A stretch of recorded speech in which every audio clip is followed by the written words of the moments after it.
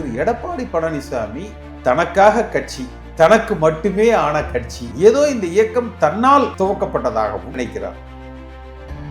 கட்சி ஆட்சிக்கு வர வேண்டும் என்பது அவருக்கு பிரதானம் இல்லை. தான் இந்த கட்சியின் பொதுச் செயலாளராக இருக்க வேண்டும், தன்னை தாண்டி யாரும் கட்சிக்குள் வளர்ந்து விடக்கூடாது, இதுதான் அவருக்கு பிரதானம்.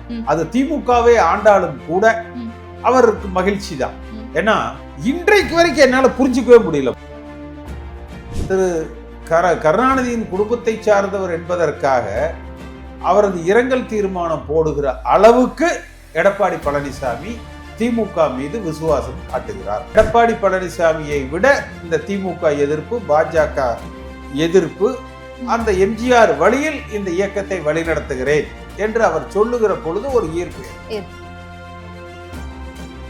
விஜய் அவர்கள் தேசிய ஜனநாயக கூட்டணிக்கு வராம இருக்கிறது அவருக்கு தான் கேடு, அவர் கண்டிப்பா வரணும் அப்படின்ற மாதிரி மீண்டும் ஒரு அழைப்பை யாரு கொடுக்கிறா? அதெல்லாம் அவங்க சொல்றதுதான், அதெல்லாம் நீங்க சீரியஸா எடுக்க கூடாது. அந்த உரிமைக்கு பின்னால் அவர்கள் சுயநலம் இருக்கு. OPS பொறுத்த வரைக்கும் எனக்கு ஒரு வருத்தம் உண்டு. அடிப்படை தொண்டன் தலைமையை தேர்ந்தெடுக்கிற உரிமையை பறித்து விட்டாருங்கிறாரு.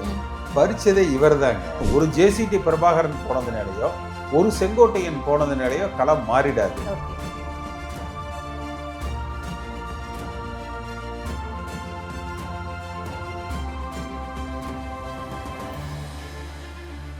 நேஷனல் ஆரோக்கியா எக்ஸ்போ அண்ட் நம்ம சென்னையில மணப்பாக்கத்தில் உள்ள Heartfulness Institute, Babuji Memorial Ashtamil, January 9 to 12. Click the link below and register.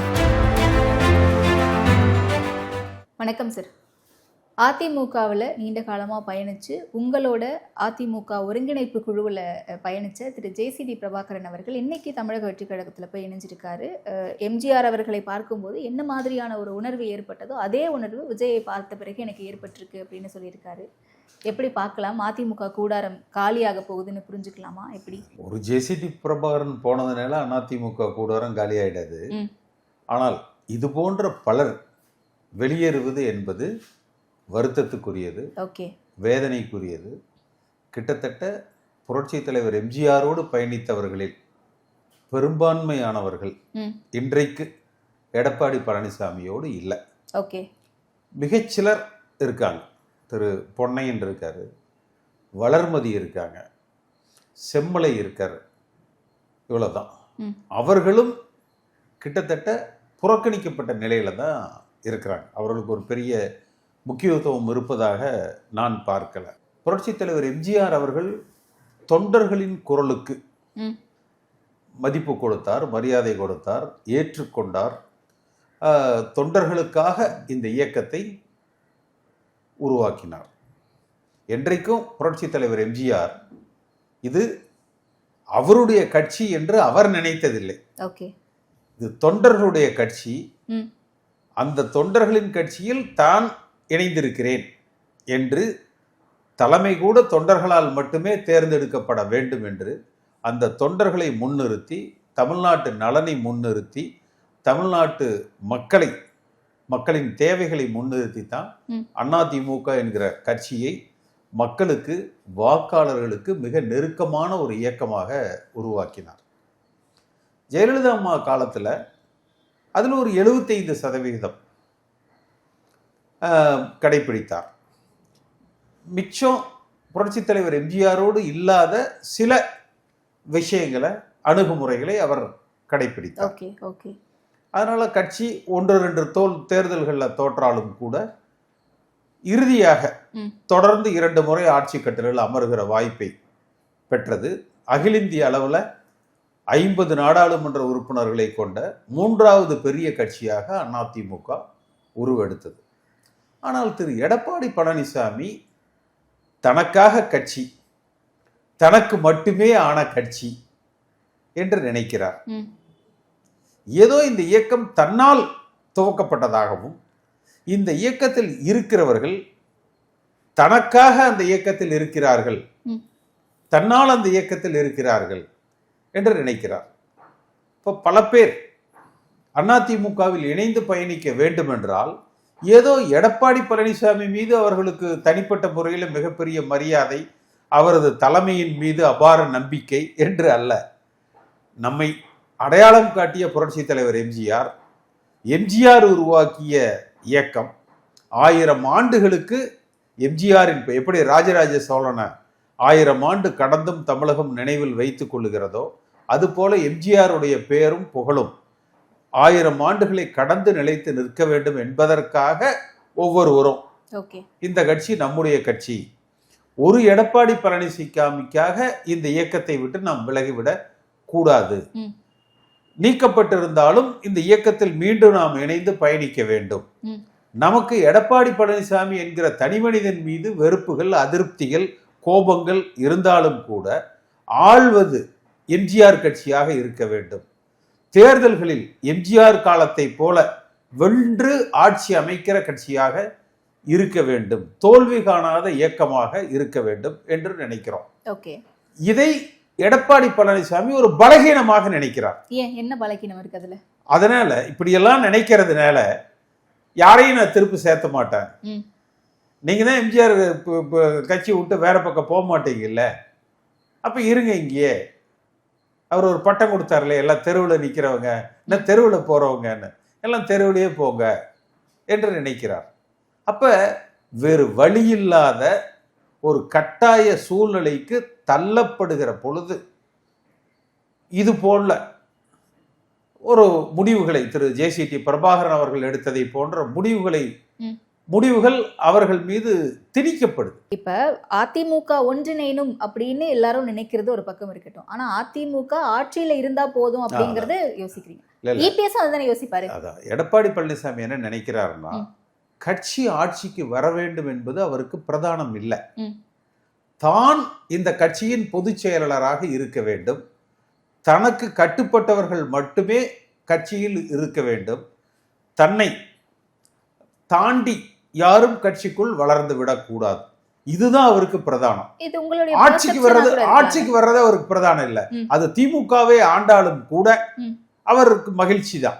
ஏன்னா இன்றைக்கு வரைக்கும் என்னால புரிஞ்சுக்கவே முடியலமா, கலைஞருடைய மகன் தானே மூகா முத்து. அந்த மூகா முத்து பிள்ளையோ பிள்ளைங்கிற படத்துல நடிக்கிற பொழுது எம்ஜிஆரை போல, எம்ஜிஆருக்கு போட்டியாக கலைஞர் கருணாநிதி அவர்கள் மூகா முத்துவை உருவகப்படுத்தினார். நாங்கெல்லாம் ஸ்கூல்ல படிக்கல, மூகா முத்து உங்க அப்பனுக்கு எதிராக சொத்து, பையன் அடிக்கிறது பிள்ளையோ பிள்ளை, அப்பா அடிக்கிறது கொள்ளையோ கொல்ல, இப்படியெல்லாம் நாங்கெல்லாம் கோஷம் போட்டு, நான் பள்ளிக்கூடத்தில் படிக்கிற காலத்துல 7ஆம் கிளாஸ் 8ஆம் கிளாஸ் படிக்கிற காலங்கள்ல இந்த கட்சியை நாங்கள் உருவாக்கணும். அந்த மூகா முத்துக்கும் அதிமுக பொதுக்குழுவுக்கும் ஏதேனும் சம்பந்தம் இருக்கா?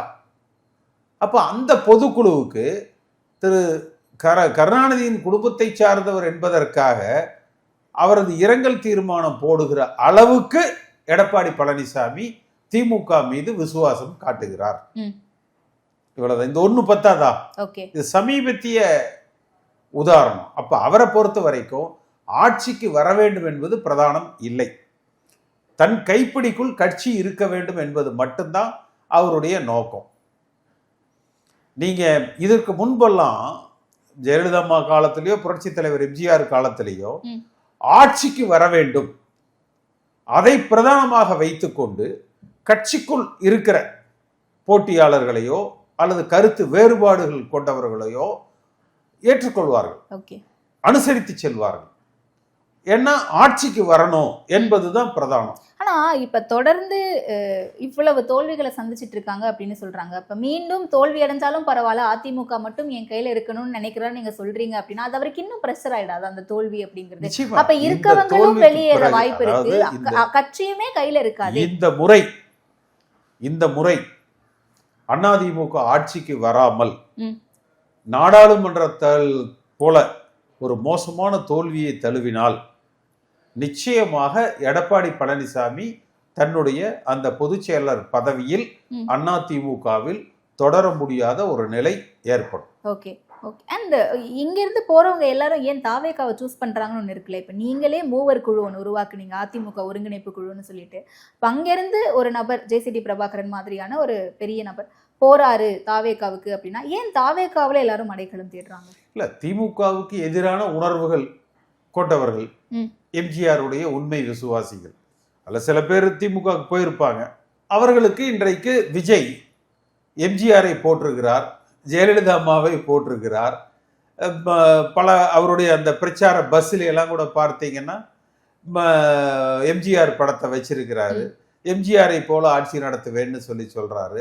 அந்த எடப்பாடி திமுகவை எதிர்ப்பதை விட விஜய் திமுகவை கடுமையாக எதிர்க்கிறார். ஓகே, எடப்பாடியை விட கடுமையா எதிர்க்கிறார். அடுத்து எம்ஜிஆரை பொறுத்தவரை, ஜெயலலிதா அம்மாவை பொறுத்தவரை பாஜக எதிர்ப்பு நிலை கொண்டவர்கள். எடப்பாடி பழனிசாமி பாஜகவோடு அந்யோன்யமாக தன் குடும்ப உறவினர்களை பாதுகாப்பதற்கு பயணிக்கிறார். விஜய் பொறுத்த வரைக்கும் அந்த பாஜக எதிர்ப்பு, திமுக எதிர்ப்பு, எம்ஜிஆர் புகழ் என்று கட்டமைக்கப்படுகிற பொழுது எம்ஜிஆர் தொண்டர்கள் அவரை நோக்கி ஈர்க்கப்படுகிறார், விஜயை நோக்கி. ஓகே, ஆனா வர எல்லாருமே விஜய் அவர்கள் எம்ஜிஆர் மாதிரி இருக்காரு அப்படின்னு சொல்றத ஏற்கிறீங்களா நீங்க? இல்ல, விஜய எம்ஜிஆர் மாதிரி இருக்காருன்னா எம்ஜிஆர் அப்படி அந்த ஒப்பீடு தவறு.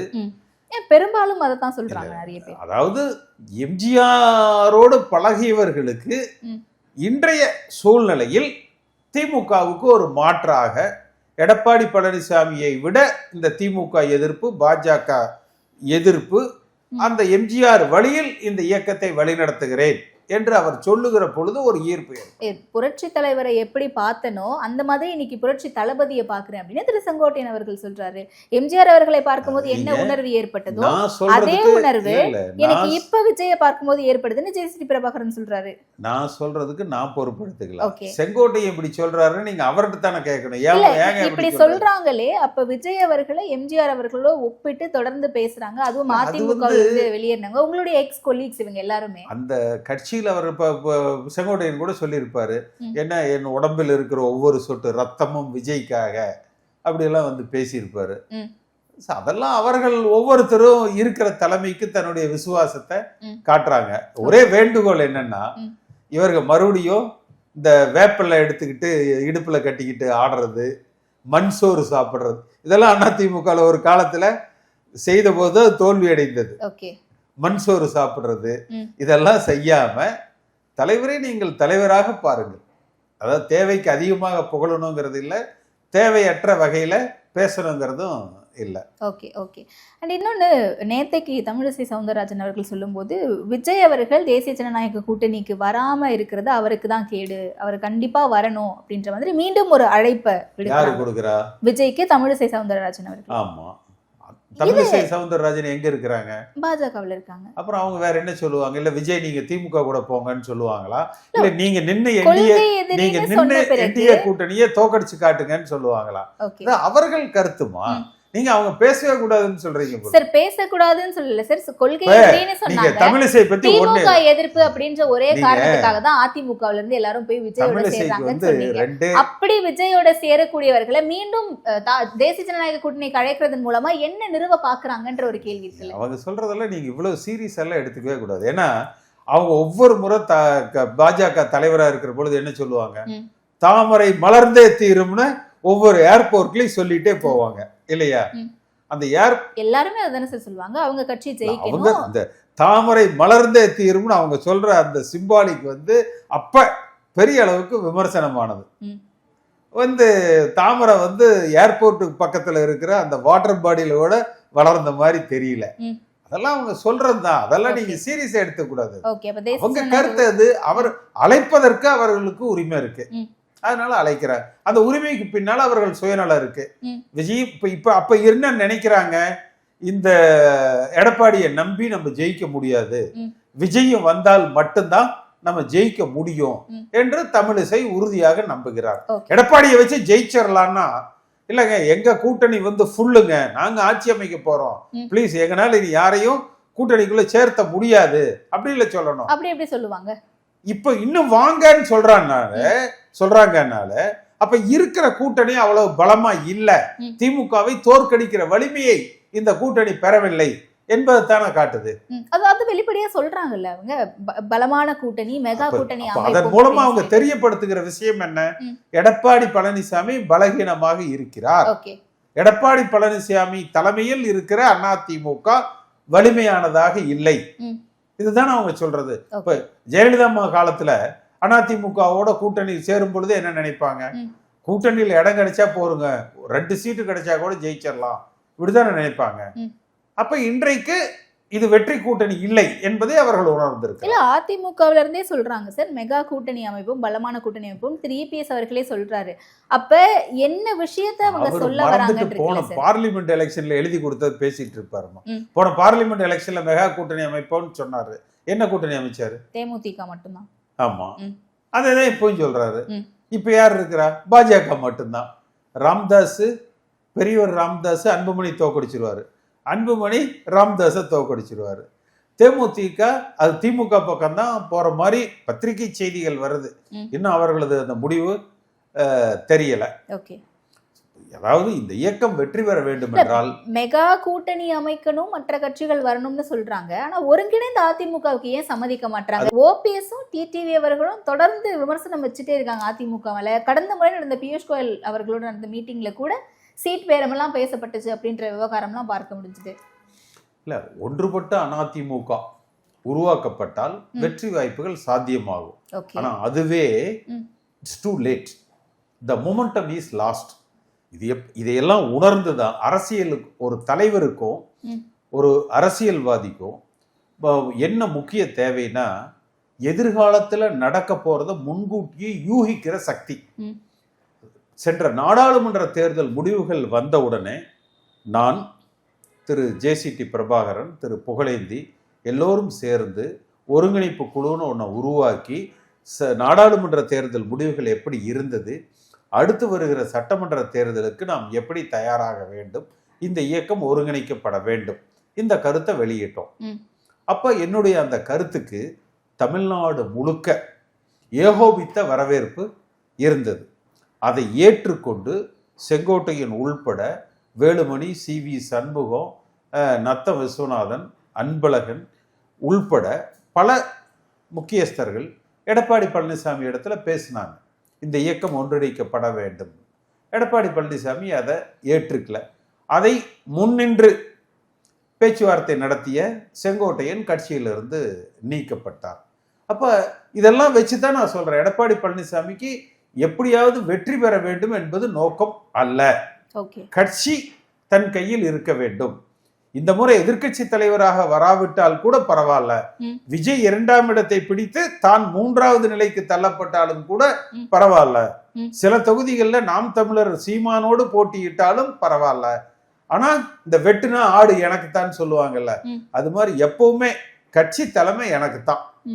இந்த ஒண்ணுதான் அவருடைய குறிக்கோளாக இருக்கு. ஓகே. ஆனா ஜனவரி 4ஆம் தேதி திரு அமித்ஷா அவர்கள் தமிழகம் வரதா இருக்காரு. அந்த வருகையின் போது திரு OPS அவர்களோடையும் திரு டிடிவி அவர்களோடையும் பேச்சுவார்த்தை நடத்த போறாரு கூட்டணி சம்பந்தமாக அப்படின்ற தகவல்கள் உலாவிக்கிட்டு இருக்கு. அப்படி பேசுறாங்க அப்படின்னா அந்த நேரத்திலேயாவது அது சாத்தியப்படுமா? இல்ல, பார்ப்போம் அது எந்த அளவுக்கு அந்த பேச்சுவார்த்தைகள் பலனுள்ளதாக அமையும், தொண்டர்கள் ஏற்றுக்கொள்வதாக அமையும். அடுத்து வெளியேற்றப்பட்டவர்கள்ங்கிறது வெறும் OPS தினகரன் மட்டுமல்ல, என் போன்றவர்கள் இருக்கிறோம்.